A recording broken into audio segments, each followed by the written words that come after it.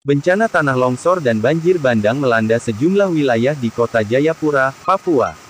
Laporan sementara menyebutkan akibat 7 orang meninggal dunia akibat bencana tanah longsor yang melanda sejumlah lokasi di Jayapura hingga Jumat tanggal 6 Januari tahun 2022 pagi.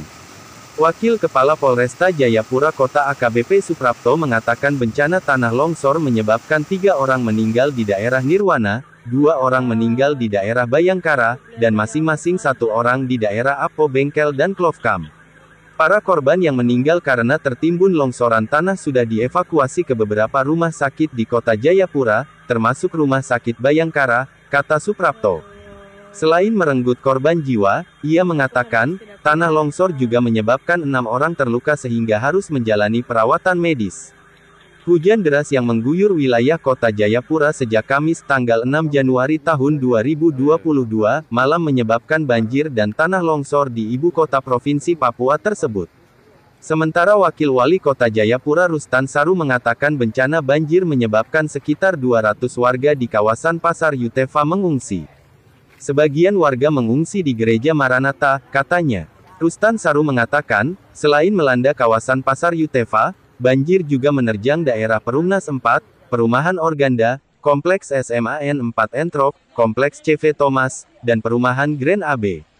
Sementara itu, PIT Kepala Pusat Data, Informasi dan Komunikasi Kebencanaan BNPB Abdul Muhari menyampaikan pihaknya menerima laporan 1 warga meninggal dunia akibat banjir yang melanda beberapa distrik di Kota Jayapura.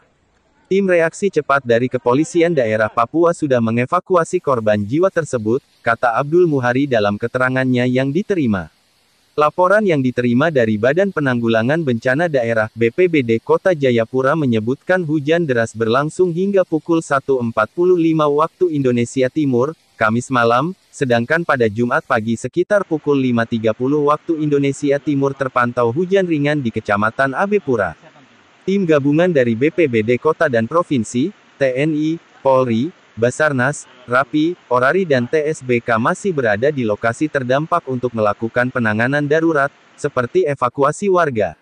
Wilayah terdampak banjir dilaporkan di Kecamatan Jayapura Utara, Jayapura Selatan, Abepura, Heram dan Muara Tami, kata Abdul Muhari. Dijelaskan, BPBD Kota Jayapura mengerahkan 3 perahu karet dan 1 truk serbaguna untuk mengevakuasi warga.